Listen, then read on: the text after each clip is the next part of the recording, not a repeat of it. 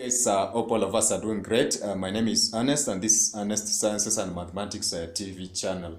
In our discussion today, I'm going to look at some of the properties of group 3 elements. And of course, we're going to combine this one with some of their specific uses. Now, this group 3 elements, as I mentioned, has got a range of elements, ranging from barium, of course, boron, aluminium, gallium, indium, and then we had mentioned thallium, and of course this one niobium. But in this case, we had restricted ourselves to the discussion of these specific elements, excluding the last one.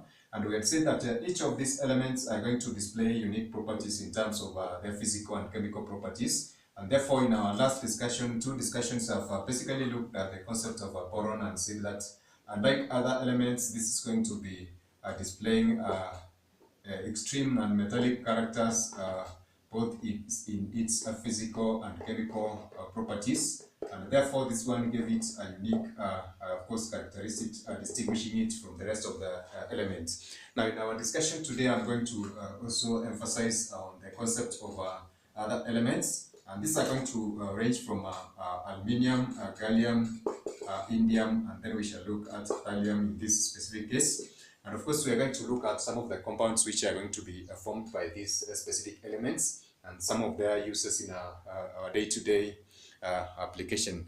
Now, in this particular case, then, therefore, we shall look at this block of elements in terms of this particular characteristic which distinguishes them from boron. And of course, we are going to see that they are going to be exploiting or displaying some of the metallic properties which we have mentioned, especially in trying to form their compounds or in reaction with the other compounds. Now, in this specific case, then therefore, we shall look at this particular element of aluminium. And aluminium, in its particular, of course, case as an element, is going to be a very reactive metal that can easily be oxidized to aluminium 3 ions. And of course, I'm going to give this one in terms of equations so that they are going to assist us in trying to create contrast with other elements. Now, one of the unique properties of this specific, of course, ion is that it's going to form what we refer to as layers, especially in some of its oxides, which are going to be resistant to attack by rust, of course, and that's going to be finding wide application in some of the areas. Now, in this case, in the formation of ions, we're going to see that this is going to be an oxidation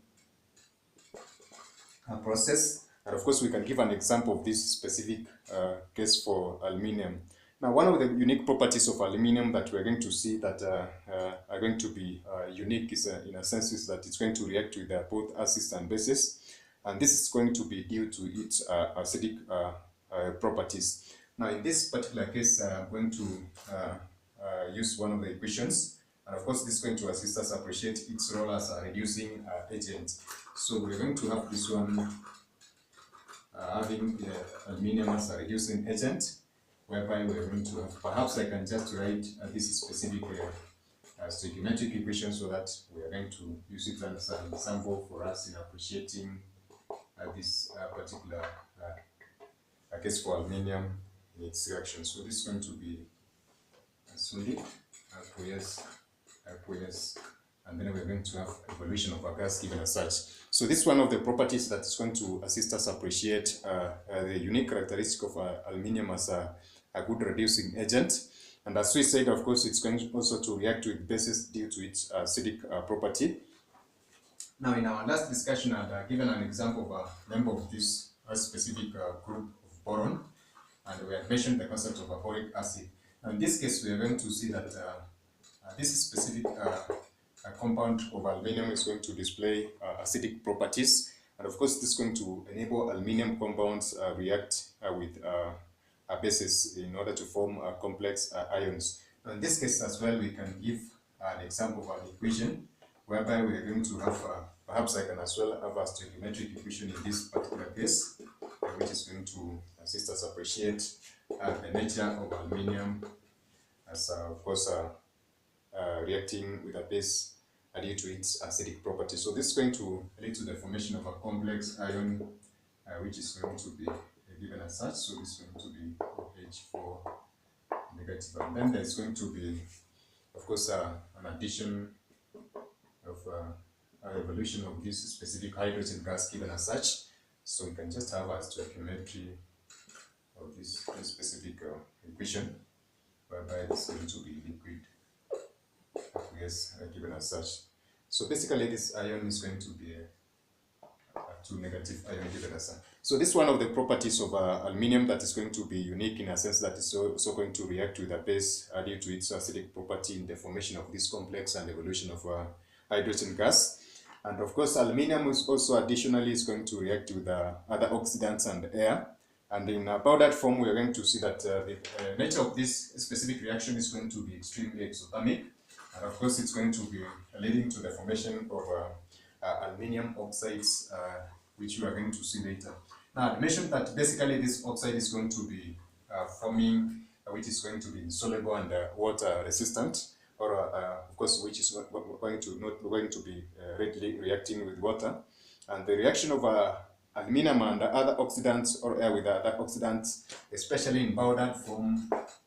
So we're going to have this powdered form of aluminium reacting with air. So I shall have this one given as such, but I'll elaborate on this specific reaction which I've written on the board. So we're going to have this one as 2. So this is going to be solid gas. So this is a fraction given here, so I leave it as 3 over 2. It's going to be a gas. And the formation of this specific product. So in this particular case, I'll have a similar equation of this specific nature, but I'm just going to vary the coefficients so that I'm going to explain a particular point which we have learned from our previous topics on especially stoichiometry. So we're going to have aluminium, and then we shall have 3 volumes of oxygen reacting to form 2 molecules of this specific oxide. So this is going to be solid, then we shall have solid. So this is still powdered aluminium being used in this particular case.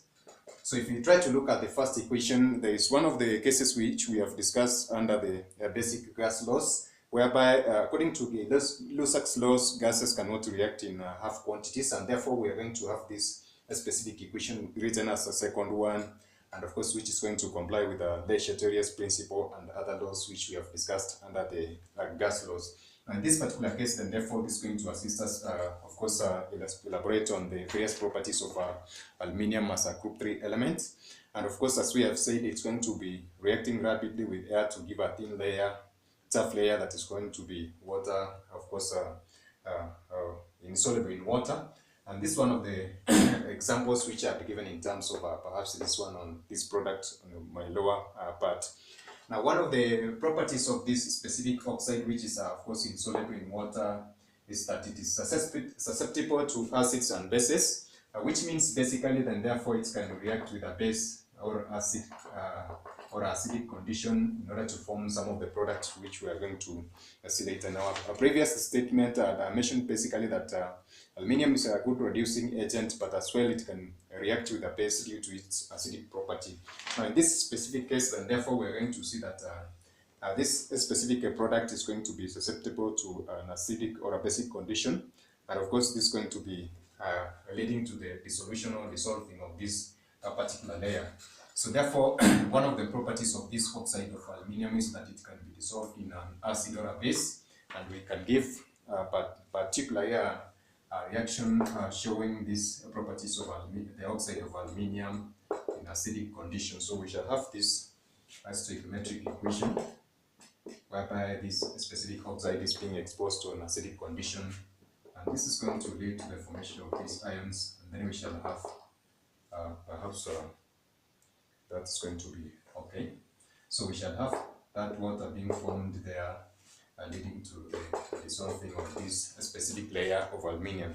So this is according to the acidic condition which this specific layer is going to be exposed to, and we shall have another one which is going to be showing us the reaction between this specific layer and of course a basic solution. So this is going to be given as such, and then we shall have that is specific. So we're going to check on this stoichiometry of this specific, of course, the volumes, the reacting volumes which I've given on the board, And kindly, in case we find a difference, you can just notify us on the comment section so that we are able to do a rectification. So we're going to have this one forming a complex ion given as such, and these are some of the properties which we are going to see over the group 3 elements and their specific compounds in terms of properties being exploited. Now, according to use, of course, I've said that this layer is going to be a water insoluble layer, and therefore it's going to be exploited in protecting other metals from further reactions, or what we refer to as rust. Now, in this case, we shall as well look at other metals of the group apart from aluminium, whereby the next member which we had said is gallium. And of course, this is going to be a metal used especially in the formation of alloys. And one of the examples is the gallium arsenide, which is going to be exploited especially in trying to convert light into electricity. And this is through the process of photoconduction. Now, gallium arsenide, apart from being used in the, of course, photoconduction effect, it's also going to be used in light-emitting diodes, of course, which are going to be some of the, of course, semiconductor devices, and also in solid state devices such as transistors in that particular case. Now, the next member, which is indium, which has mentioned, indium is going to be used as well as an alloy. Indium arsenide is also going to be used in this specific, of course, properties of transistors and photoconductors, just like gallium, which I had mentioned. Now, apart from that, it's going to be used to make low melting alloys due to its property of being a soft metal. Therefore, if it's going to form alloys, then therefore for low melting point alloys, then the element of indium is going to find, sorry for that, one of the properties of being exploited in that specific, of course, case. Now, in this specific case, then we shall look at the last member of these particular groups, which are going to be the compounds of thallium.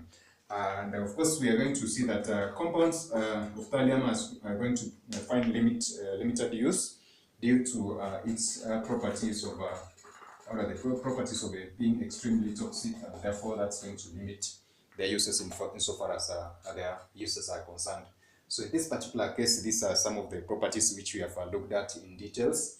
And of course, we shall be mentioning them in case we come across them in our various videos under the topics of perhaps uses, properties, and chemical reaction. So that is it for now, guys. Bye, God bless you. Catch us in our next video.